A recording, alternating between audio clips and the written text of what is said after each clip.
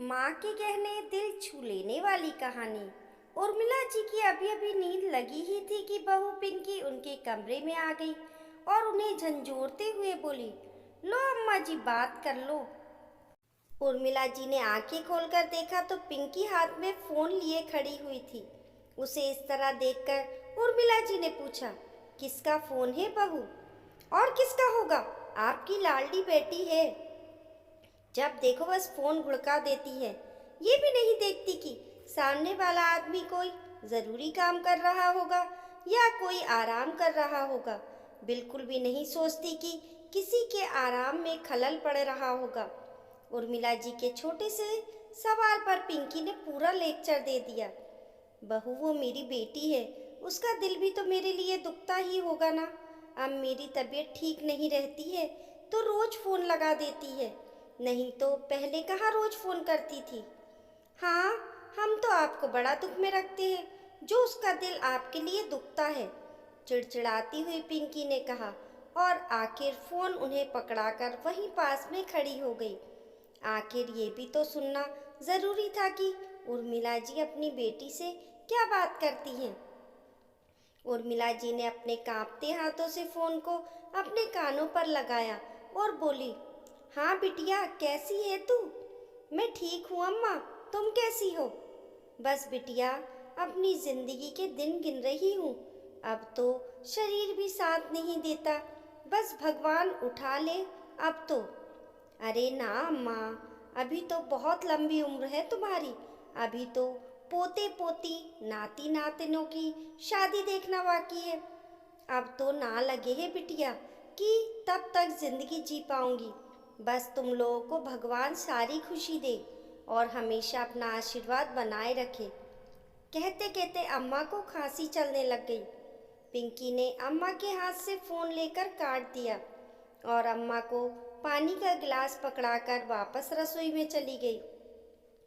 अम्मा ने जैसे तैसे अपने कांपते हाथों से 2 घूंट पानी पिया और गिलास रखने ही लगी थी कि हाथ से छूटकर गिलास गिर गया। अचानक गिलास गिरने की आवाज़ सुनकर पिंकी दौड़ी दौड़ी कमरे में आई। गिलास को जमीन पर गिरा देखकर उर्मिला जी पर चिल्लाने लगी, ये क्या है अम्मा जी, आपसे गिलास भी रखते नहीं बनता। गिरा दिया ना पानी और कर दिया ना फर्श गीला। अब मेरा काम फैला दिया। अब मैं घर का काम संभालूं या आपको संभालूं या आपके बिगड़े में काम संभालूं। बहू हाथ कांप रहे हैं इसलिए गिलास गिर गया। हाँ हाँ सब समझती हूँ मैं। फोन पकड़कर बेटी से तो बात कर लेती हो आप, तब तो आपके हाथ बिल्कुल भी नहीं कांपते। पर जहाँ मेरा काम फैलाना हो वहाँ आपके हाथ कांपने लग जाते हैं। अरे घर में कौन सी नौकरानी लगी है, मुझे ही साफ करना है तो कम से कम बहू की सुविधा भी तो देख लिया करो। बहू में भी जीव होता है। बड़ा बड़बड़ाती हुई पिंकी बाहर गई और एक कपड़ा लेकर कमरे में आई और फर्श पर पोछा लगाने लगी। पोछा लगाकर खड़ी हुई और उर्मिला जी की तरफ देखकर बोली, अब सो जाइए आप। बिना उर्मिला जी की प्रतिक्रिया जाने ही पिंकी दरवाज़ा जोर से पटकती हुई बाहर निकल गई। उर्मिला जी एकटक अपनी बहू को देखती रह गई, पर वो ज़्यादा कुछ कह नहीं सकती थी। आखिर रहना तो उन्हें उसी के साथ था। बेटा तो सुबह का गया शाम को ही घर में आता था। दिन भर तो पिंकी ही होती थी उनके पास, इसलिए उसकी तेज जुबान को भी उर्मिला जी झेल जाती थी। खैर पिंकी तो शुरू से ही तेज स्वभाव की रही है, पर फिर भी उर्मिला जी ने सब कुछ संभाल लिया। पैसे टके के मामले में कभी भी अपने बेटे पर निर्भर नहीं रही। पति की पेंशन का पूरा सहारा था। जब तक उर्मिला जी के हाथ पैर चलते थे तो वो अपनी बेटी नीतू को खूब बुलाती थी। अपने हाथों से उसकी पसंद की चीज़ें खुद बनाकर खिलाती थी। बहू अगर चिड़चिड़ करती भी थी तो सीधा जवाब दे देती थी, कौन से तुम्हारे पति के पैसे खर्च करवा रही हूँ, अभी तो मेरे पति की पेंशन आती है। अगर बेटी पर खर्च करती हूँ तो तुम लोगों पर भी खर्च करती हूँ। वो अकेली आकर खाती है क्या? तुम सब भी तो खा रहे हो, इसलिए हंगामा करने की ज़रूरत नहीं है। उर्मिला जी का जवाब सुनकर पिंकी चुप हो जाती।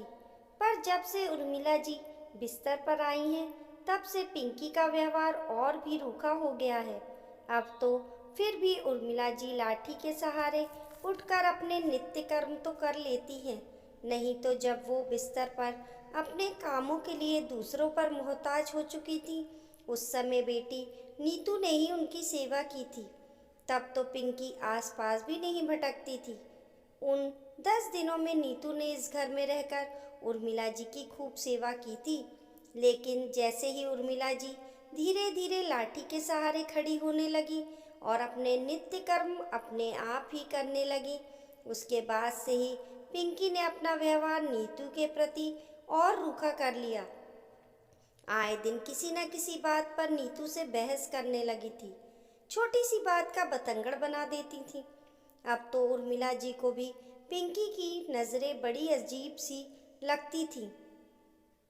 पता नहीं क्यों वो सुबह और रात को सोते समय उर्मिला जी के पास ज़रूर आती थी और उनके गहनों पर सबसे पहले नज़र मारती थी, जबकि उर्मिला जी ने सिर्फ कानों के सोने के झुमके और पैरों में चांदी की पायल के अलावा कोई गहने नहीं पहन रखे थे।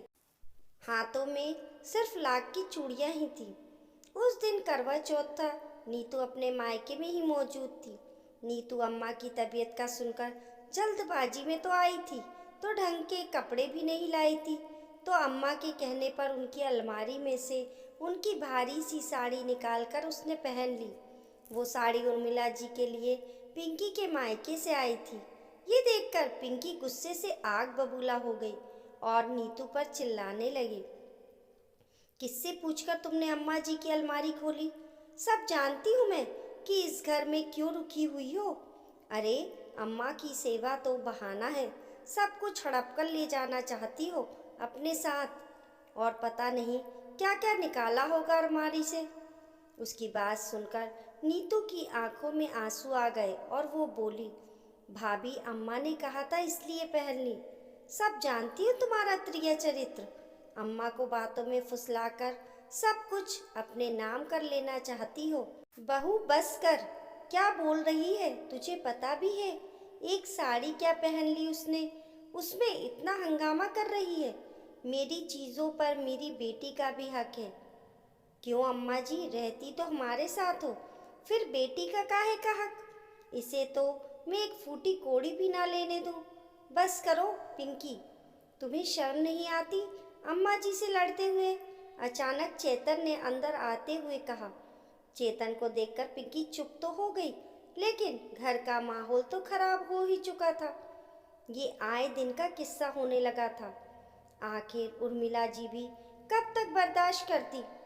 खुद ही ऐसी स्थिति में थी कि ज़्यादा क्या ही बोलती। इसलिए उन्होंने नीतू को खुद ही जाने को कह दिया। खैर नीतू तो बेटी थी, उसे तो अपने ससुराल जाना ही था, इसलिए वो वापस अपने ससुराल चली गई। अब वो उर्मिला जी से फ़ोन पर ही बात करती थी, उसमें भी पिंकी चिढ़ जाती थी। कई बार तो वो जानबूझकर बात ही नहीं करवाती थी। खुद से भी कुछ होता नहीं है और बेटी नीतू को भी आने नहीं देती है। पता नहीं मन में क्या वहम पाल रखा है। पिंकी को ऐसा क्यों लगता है कि नीतू कहीं संपत्ति में से हिस्सा ना मांग ले और अम्मा मरने से पहले दे भी ना जाए। बेटा चेतन भी ज़्यादा कुछ कहता नहीं था, क्योंकि रोज़ घर की शांति भंग होने लगी थी, इसलिए अम्मा ने ही उसे चुप रहने के लिए कह दिया। खैर उर्मिला जी अपने पलंग से जैसे तैसे उठी और लाठी का सहारा लेकर बाथरूम की तरफ जाने लगी। लेकिन पता नहीं क्यों आज पैर लड़खड़ा गए और वो ज़मीन पर गिर गई। अचानक कमरे में गिरने की आवाज़ सुनकर बहू कमरे में आ गई और उर्मिला जी को गिरा हुआ देखकर बोली, अरे अम्मा जी, क्या हाथ पैर तुड़वाने का इरादा है? यदि हाथ पैर टूट गए तो मुझसे तो नहीं होगी आपकी सेवा। जैसे तैसे झल्लाती हुई पिंकी ने उर्मिला जी को सहारा देकर पलंग पर बैठाया। पलंग पर लेटते ही उर्मिला जी पिंकी से बोली, बहू मेरे शरीर में बिल्कुल जान नहीं रही, कब मेरे प्राण पखेरु उड़ जाएं। एक बार नीतू को यहाँ बुला दे, मैं बस एक बार उसे देखना चाहती हूँ, उससे मिलना चाहती हूँ। ठीक है, बुला दूंगी, कहकर उर्मिला जी को पिंकी वहीं छोड़कर अपने कमरे में आ गई। पता नहीं अपनी बेटी को क्या देने के लिए बुला रही है। मैं तो बिल्कुल फ़ोन नहीं करूँगी, मन ही मन सोचती हुई पिंकी ने नीतू को फ़ोन करना ठीक नहीं समझा। रात को चेतन घर पर आया तो अम्मा के कमरे में गया। वहाँ अम्मा को सोता हुआ देखकर वापस बाहर आ गया। सुबह उठकर जब उर्मिला जी के कमरे में गई तो उर्मिला जी के प्राण पखेरु उड़ चुके थे। पर उसे इस बात का बिल्कुल मलाल नहीं था कि उसने उर्मिला जी के कहने के बावजूद भी नीतू को बुलाया नहीं, बल्कि बिना वक्त गवाए वो फटाफट अम्मा के शरीर पर से गहने निकालने लगी। लेकिन तब तक चेतन भी उठकर आ गया। उसे अम्मा के शरीर पर से गहने उतारते देखकर चेतन बोला, क्या कर रही हो तुम? अम्मा के गहने क्यों उतार रही हो? तुम्हें पता है ना, अम्मा को गहने पहनकर रखना बहुत पसंद है। अरे अब काहे की पसंद? अम्मा तो गईं। अचानक पिंकी के कहने पर चेतन फटाफट अम्मा के पास गया और उनके शरीर को छूकर देखा। अम्मा का शरीर ठंडा पड़ चुका था। शायद काफ़ी देर पहले ही उनकी मौत हो चुकी थी। तुम्हें शर्म नहीं आ रही है? अम्मा के गहने निकालने में लगी हुई हो। बता नहीं सकती थी कि अम्मा अब छोड़कर जा चुकी हैं? अरे अम्मा तो जा चुकी हैं, कहीं गहने भी ना चले जाएं, इसलिए निकाल रही हूँ। अभी लोग आ जाएंगे तो सबसे पहले गहने ही हटाएंगे। कौन लोग आकर हटाएंगे? चेतन ने प्रश्न किया तो पिंकी उसे घूरते हुए बोली, तुम्हारी बहन और कौन? वही एक है जिसकी नज़र है इन गहनों पर।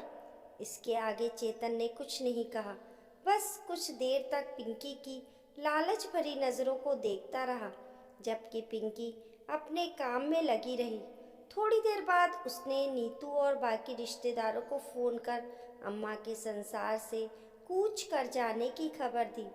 जब क्रियाक्रम हो गया तो नीतू वापस अपने पति के साथ जाने लगी। तब चेतन नीतू से बोला, नीतू तू तो इस घर की बेटी है, तुझे तो कम से कम 15 दिन यहाँ रुकना ही चाहिए। नहीं भैया, जिस घर से अम्मा ने खुद ही जाने को कह दिया था वहाँ मेरा रुकना ठीक नहीं। फिर तुम तो सब कुछ जानते ही हो। अपने स्वाभिमान की रक्षा तो मुझे खुद ही करनी है। अब तो अम्मा भी नहीं रही, अब तो मेरा मायका भी खत्म।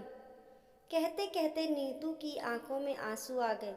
चेतन ने देखा कि पिंकी अपने रिश्तेदारों से घिरी बैठी है, पर एक बार भी उसने नीतू को संतावना नहीं दी।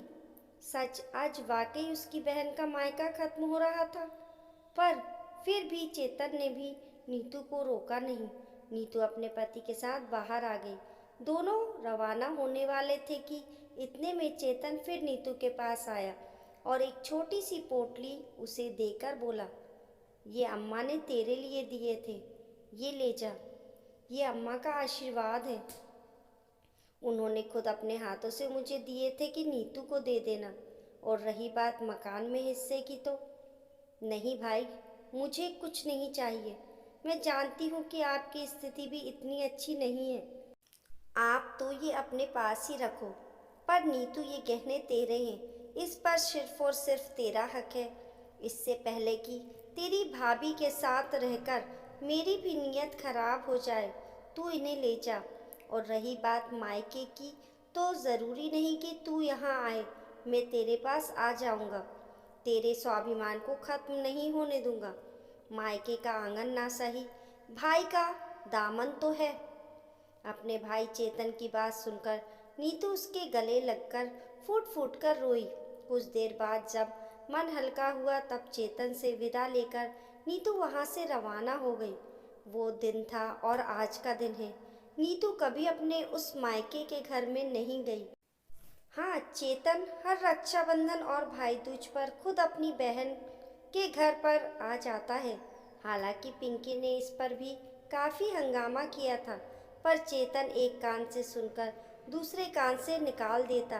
तो पिंकी धीरे धीरे अपने आप ही चुप हो गई। और रही बात गहनों की, तो पिंकी उन गहनों के लिए अपना सिर पीटती रह गई। जब चेतन ने उसे ये बताया कि अम्मा ने मकान बेटे के नाम तो गहने बेटी के नाम किए थे और गहने उसने खुद नीतू को दे दिए। इस कहानी को लेकर आप लोगों की क्या राय है, हमें कमेंट करके ज़रूर बताइए। कहानी पसंद आने पर लाइक और शेयर करें। ऐसी ही अच्छी अच्छी कहानियों के लिए चैनल को सब्सक्राइब करना ना भूलें। मिलते हैं फिर एक नई कहानी के साथ। तब तक के लिए नमस्कार।